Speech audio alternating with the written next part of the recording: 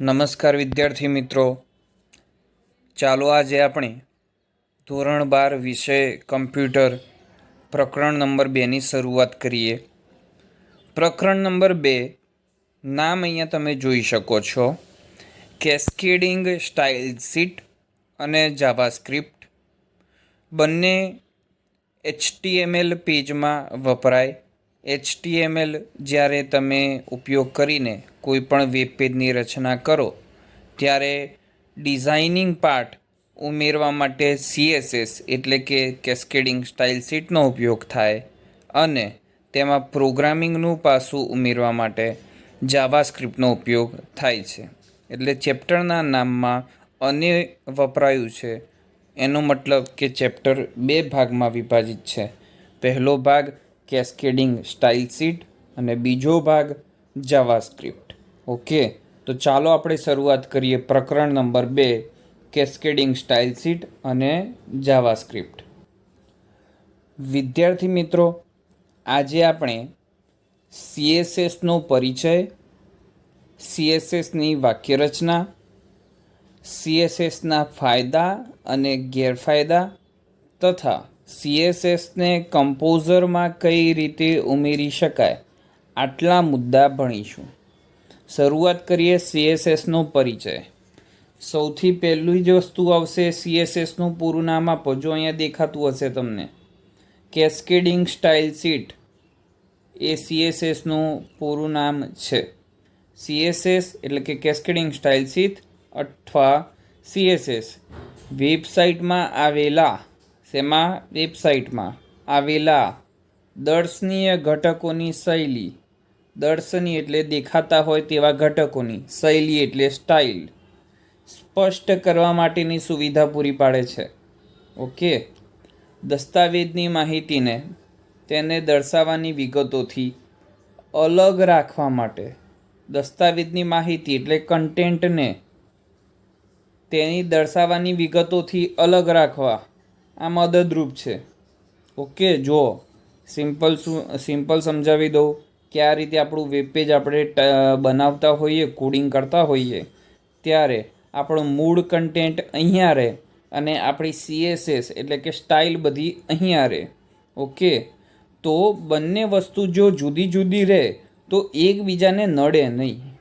બરોબર, નડે નહીં એનો મતલબ કે ભૂલ થવાની શક્યતાઓ ઓછી. તો આ જ એનો મૂળ ઉપયોગ છે. કોડિંગ ઓછું થાય, અલગ હોય એટલે ભૂલ થવાની શક્યતા ઓછી રહે.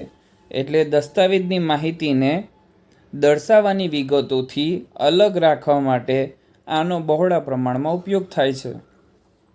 દસ્તાવેજને કેવી રીતે દર્શાવવો છે, શું દર્શાવવું છે નહીં, કેવી રીતે દર્શાવવો છે તેની વિગતોને સ્ટાઇલ તરીકે ઓળખવામાં આવે છે. સ્ટાઇલ પૂછાય તો સ્ટાઇલ શું છે? દસ્તાવેજને કેવી રીતે દર્શાવવો છે તેની વિગતોને સ્ટાઇલ તરીકે ઓળખવામાં આવે છે. સ્ટાઇલ જે તે ઘટકનો સ્ક્રીન પર દેખાવ કેવો હશે તે નક્કી કરશે. ઓકે, સ્ટાઇલ ઉમેરવાથી કયા કયા આપણને લાભ થાય જો અહીંયા લખેલા છે. કોડિંગમાં નકલ ટાળી શકાય કે એક જ પ્રકારની સ્ટાઇલ તમે વારંવાર આપો.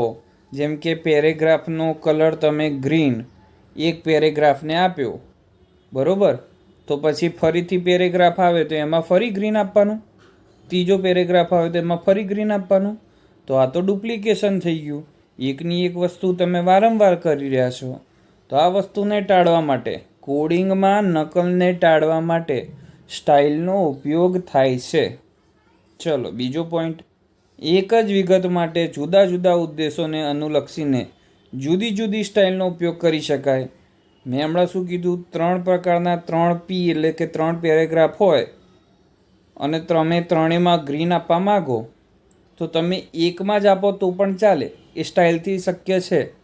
પણ ધારો કે એક પેરેગ્રાફમાં ગ્રીન કલર રાખવો છે, એકમાં બ્લુ રાખવો છે અને એકમાં પિંક રાખવો છે. આ પાછું નવું, તો આવું પણ શક્ય છે. એક જ વિગત માટે જુદા જુદા ઉદ્દેશોને અનુલક્ષીને જુદી જુદી સ્ટાઇલનો ઉપયોગ કરી શકાય છે. કોડની સરળ જાળવણી કરી શકાય છે. કોડ સરળતાથી જાળવી શકાય છે. જેમ પહેલાં કીધું કે સ્ટાઇલ અહીંયા અને કોડિંગ અહીંયા. ઓકે, તો બંને જુદા જુદા હોય તો આપણે એની જાળવણી સરળતાથી કરી શકીએ છીએ. અહીંયા એક સરસ મજાનું ઉદાહરણ આપેલું છે, જો તમે સ્ક્રીન ઉપર જોઈ શકશો કે પી ટેગ, પી એટલે પેરેગ્રાફ ટેગ, હું અહીંયા અંડરલાઈન કરું છું. HTMLમાં આપણે ઈચ્છતા હોઈએ કે પી ટેગ જ્યાં ઉમેરેલો હોય ત્યાં કેટલાક ફકરાનું લખાણ બોલ્ડ, કેવું બોલ્ડ હોય એવું આપણે ઈચ્છીએ. તો આ માટે આપણે શું કરવું પડે? સોર્સ કોડમાં આવેલા તમામ ફકરા માટે, તમામ પી ટેગ માટે અક્ષરોને ઘાટા કરવા બી ટેગ ઉમેરવો પડે. જેટલા પી ટેગ હોય એટલા બી ટેગ ઉમેરવા પડે. આટલા બધા બી ટેગ ઉમેરવા જાઓ તો પુનરાવર્તન થઈ જાય. લખ્યું છે ટેગનું આ પુનરાવર્તન. જો વારંવાર બી ટેગ તમે વાપરો તો આ પુનરાવર્તન કેવું? કંટાળાજનક અને સમયનો વ્યય કરનારું બની રહે. કેવું? કંટાળાજનક, કે આવું વારંવાર કરવું, વારંવાર બી ટેગ લખવો પડે, આ તો કંટાળાજનક, આ તો સમયનો વ્યય થાય છે, બની રહે. પરંતુ તો આનું સોલ્યુશન શું? CSSનો ઉપયોગ કરી આપણે તમામ ઘટકોનો પ્રકાર આપણી પસંદગી પ્રમાણેની સ્ટાઇલ સાથે દર્શાવી શકીએ. બરોબર, CSSનો ઉપયોગ કરીને એક જ વખતમાં તમે બી ટેગ આપી દો એટલે બધા જ પી ટેગમાં આવેલા લખાણ ઘાટા અક્ષર સાથે દર્શાવવામાં આવે છે. ઓકે, ચાલો આગળ વધીએ.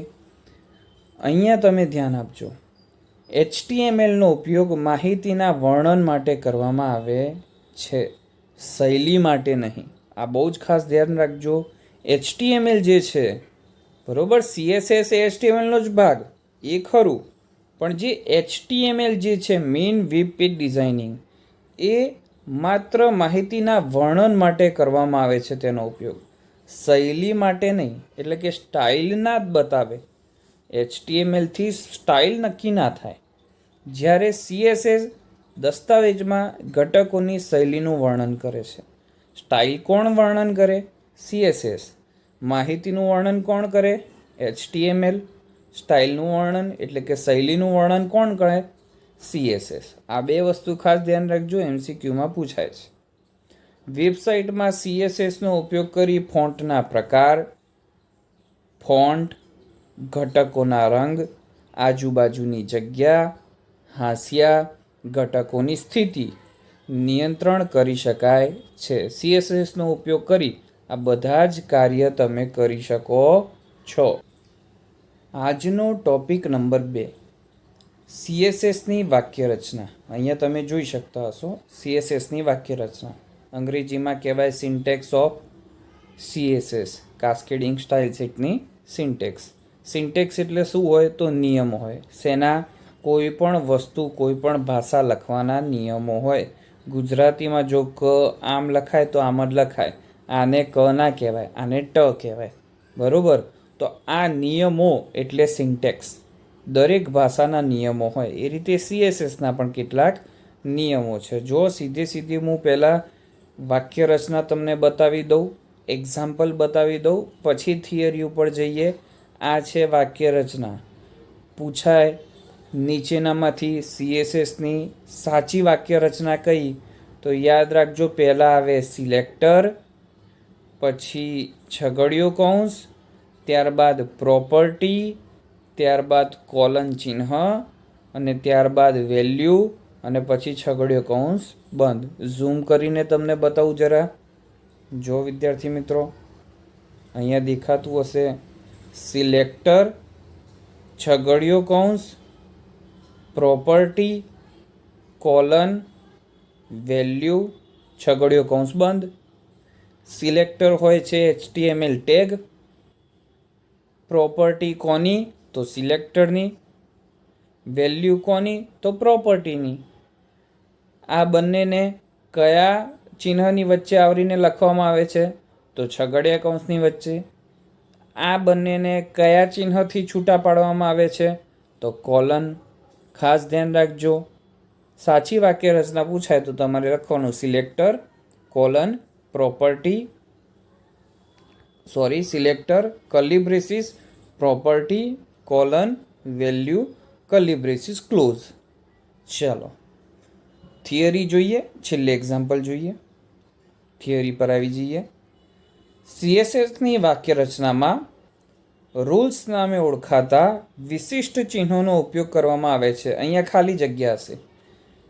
MCQમાં, બોર્ડમાં, એક્ઝામમાં અહીંયા ખાલી જગ્યા હશે. સીએસએસની વાક્ય રચનામાં ખાલી જગ્યા નામે ઓળખાતા વિશિષ્ટ ચિહ્નોનો ઉપયોગ કરવામાં આવે છે. રૂલ્સ એટલે નિયમ.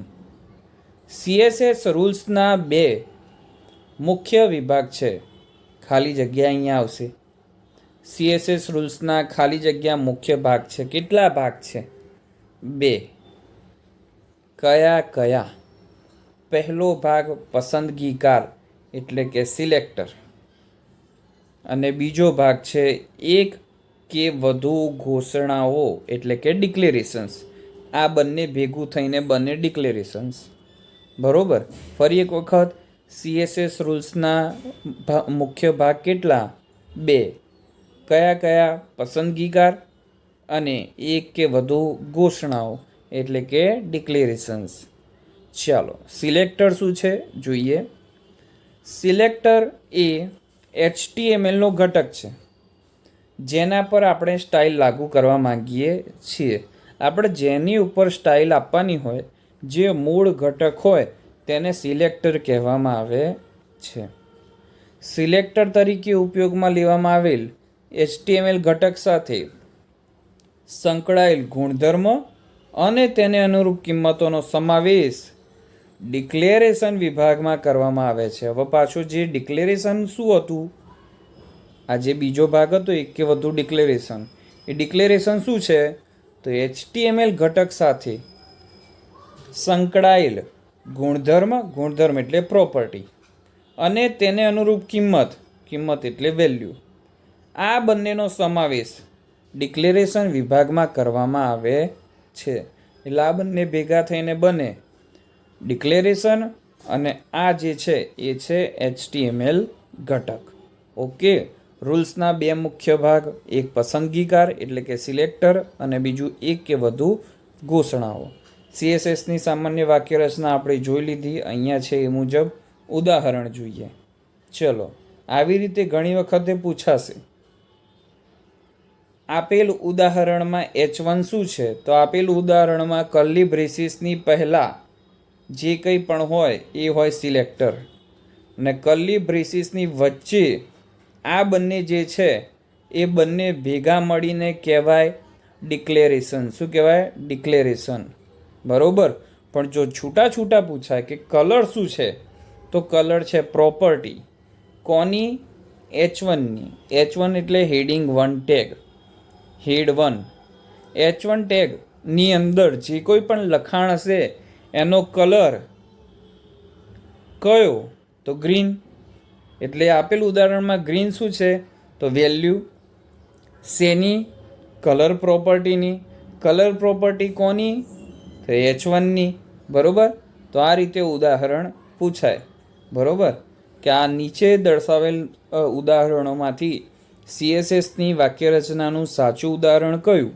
તો આ રીતે પહેલાં કોઈ પણ ટેગ આવે જેને સિલેક્ટર કહેવાય, અને કર્લી બ્રેસીસની વચ્ચે આ રીતે જે દેખાય છે એ સામૂહિક રીતે ડિક્લેરેશન કહેવામાં આવે છે. જ્યાં પહેલો ભાગ છે એ પ્રોપર્ટી છે, ત્યારબાદ કોલનની પછી એ પ્રોપર્ટીની વેલ્યુ છે. ઓકે. ચાલો હવે થોડુંક પ્રેક્ટિકલ તરફ નજર કરી લઈએ. પ્રેક્ટિકલના સ્ટેપ્સ શું છે અહીંયા જો તમને દેખાતું હશે, અહીંયા હું અંડરલાઈન કરું કે સીએસએસની રચના કરવા માટેના પગલાં કયા.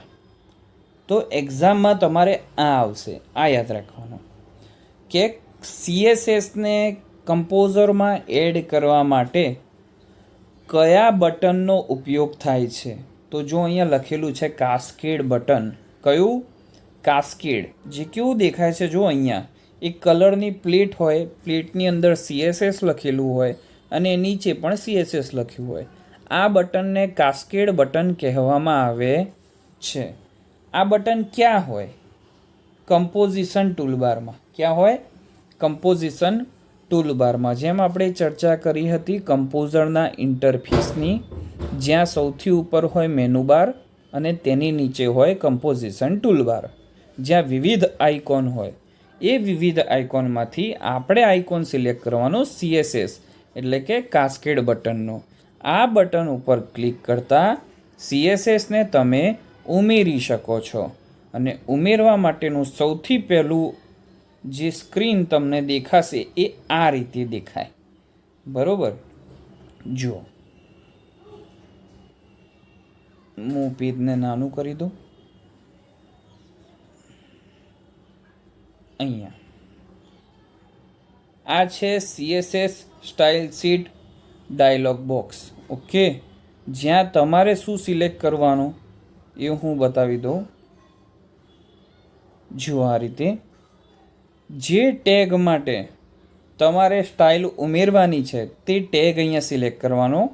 અહીંયા ન્યૂ સ્ટાઇલ ટૂલમાં પહેલું રેડિયો બટન સિલેક્ટેડ હોવું જોઈએ કે style applied to all elements of type, એટલે કે H1 જેટલા પણ હશે એ બધા જ H1 ટેગ માટે સ્ટાઇલ તમે ઉમેરવા માગો છો એવું આ રેડિયો બટન કહે છે. બરાબર, ત્યારબાદ ક્રિએટ સ્ટાઇલ રૂલ બટન ઉપર ક્લિક કરવાનું અને ત્યારબાદ ઓકે બટન ઉપર તમે ક્લિક છેલ્લે કરશો. જેવું ક્રિએટ સ્ટાઇલ રૂલ બટન ઉપર તમે ક્લિક કરશો, અન્ય એક પેજ તમને જોવા મળશે. આ રીતે સ્ક્રીન ઉપર તમને દેખાય છે. જુઓ, જેવું H1 માટે તમે ડિઝાઇનિંગ એડ કરવાનું ચાલુ કરશો, આ રીતે તમને ડાબી બાજુ શીટ્સ એન્ડ રૂલ્સમાં H1 ટેગ દેખાશે, જેના માટે તમારે ડિઝાઇનિંગ એડ કરવું છે. અને જમણી બાજુ આ રીતે તમને 7 ટેબ સાથે એક મેનુ જોવા મળશે, જ્યાં પહેલું છે જનરલ, બીજું છે ટેક્સ્ટ, ત્રીજું છે બેકગ્રાઉન્ડ, ચોથું છે બોર્ડર, પાંચમું છે બોક્સ, છઠ્ઠું છે લિસ્ટ અને સાતમું છે ઓરલ. H1 ટેગ માટે ડિઝાઇન ઉમેરવા માટેના આટલા 7 તમને ટેબ આપવામાં આવે છે, જ્યાં 6 ઉપર તમે વિવિધ કાર્ય કરી શકો છો. અને એ 6માં તમે શું કાર્ય કર્યું એ અહીંયા જનરલ ટેબ પહેલા ટેબમાં અહીંયા તમને દેખાય છે. ઓકે, તો આ રીતે તમને CSSની સ્ક્રીન CSS જ્યારે ઉમેરવાનો પ્રયત્ન કરો ત્યારે દેખાય. જો હું સ્ક્રોલ ડાઉન કરું છું એક એક કરીને તમે પેજ જોતા જાઓ. આ છે ટેક્સ્ટ વિભાગ. ટેક્સ્ટ ટેબને ઉમેરવામાં આવે ત્યારે આ રીતે સ્ક્રીન દેખાય. ચલો નેક્સ્ટ. આ છે બેકગ્રાઉન્ડ. બેકગ્રાઉન્ડમાં કલર ઉમેરી શકાય. ઓપેસિટી એટલે કે એની દ્રશ્યતા મેનેજ થઈ શકે, જ્યાં તેની 2 વેલ્યુ હોય, 0 અથવા 1. બરાબર, અહીંયા તમને 1 દેખાતી હશે. હું અહીંયા તમને નીચે લાવીને બતાવું. અહીંયા તમને 1 દેખાતી હશે. 1 એટલે સંપૂર્ણ દ્રશ્ય, 0 એટલે અદૃશ્ય. બરાબર, તો ઓપેસિટીની આ રીતે 2 વેલ્યુ હોય. ઇમેજ પણ રાખી શકો બેકગ્રાઉન્ડ તરીકે. બરાબર, બેકગ્રાઉન્ડ કલર જો આ રીતે બેકગ્રાઉન્ડમાં કલર પણ ઉમેરી શકો છો.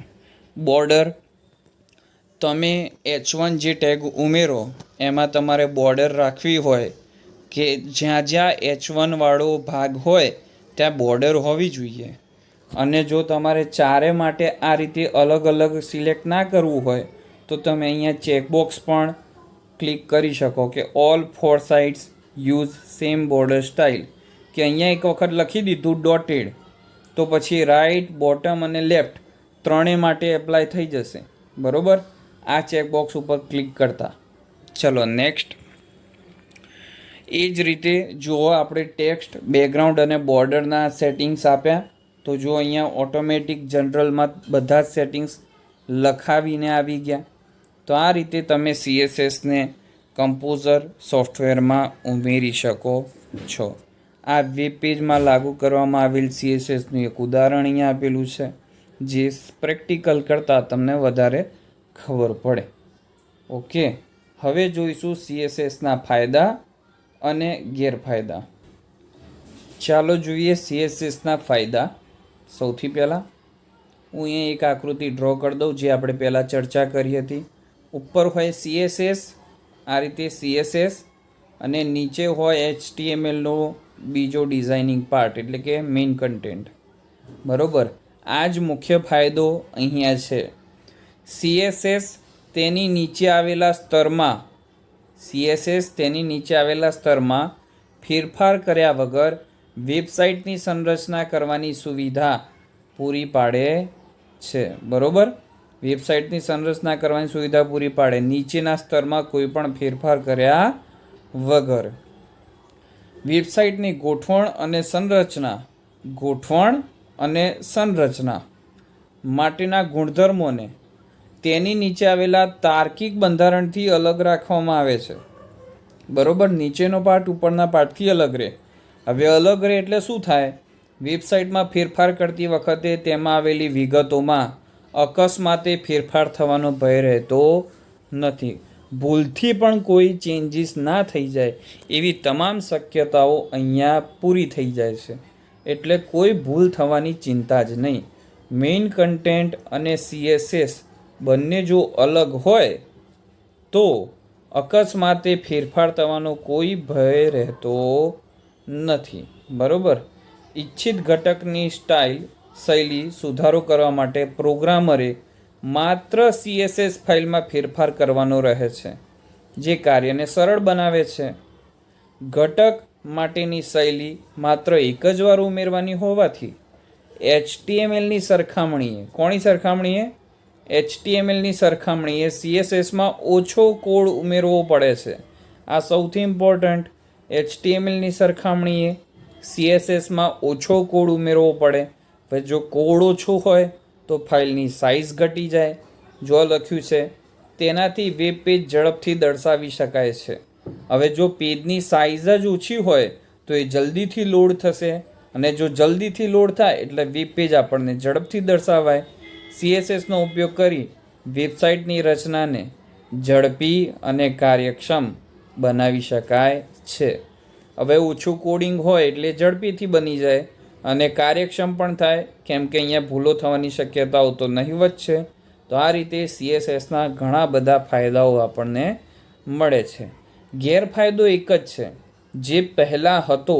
હવે તો એ ગેરફાયદો એક જે હતો એ પણ નથી રહ્યો. ચર્ચા કરું. જુદા જુદા બ્રાઉઝર માટે CSSની સુસંગતતા બદલાતી રહે છે. એક જ પોઈન્ટ છે, જુદા જુદા બ્રાઉઝર માટે CSSની સુસંગતતા બદલાતી રહે છે. સમજાવું? જેમ કે Google chrome, Mozilla Firefox, internet explorer. બરોબર, આ વિવિધ બ્રાઉઝરો છે.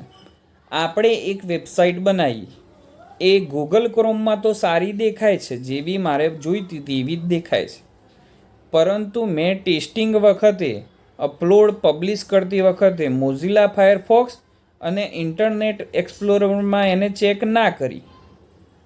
તો હવે જરૂરી નથી કે વેબસાઇટને વાપરનાર વ્યક્તિ પાસે ગૂગલ ક્રોમ હોય જ. એ તો મોઝિલા ફાયરફોક્સ પણ વાપરે અને ઇન્ટરનેટ એક્સપ્લોરર પણ વાપરે.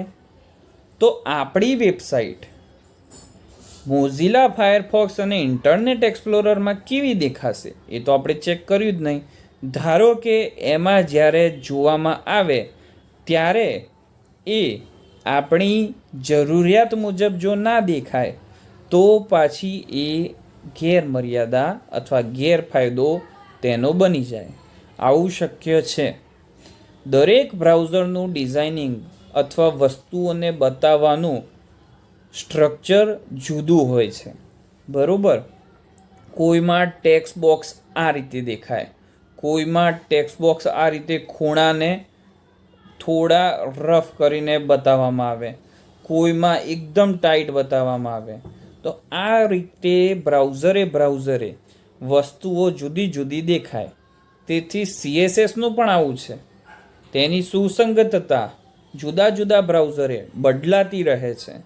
તેથી આપણે કેવી વેબસાઇટ બનાવવી જોઈએ કે બધા જ બ્રાઉઝરમાં બધું એક સરખું દેખાય તેવી વેબસાઇટ બનાવવી જોઈએ.